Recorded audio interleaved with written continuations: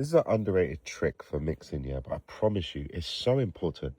When I receive vocals, the first thing I do is I go through all of the BVs and I organize them into their relative groups. And what I mean by that is if I have anything and I'm like, these are a bunch of oohs that harmonize in each other, 9 times out of 10, they'll be on the same track as another harmony that has no relation to this one whatsoever. So the first thing I do is I'll put that on its own track because I know I probably want to take a Valhalla reverb and stick it over those oohs, but I don't want that same reverb to be on the other stuff. So I automatically separate it out.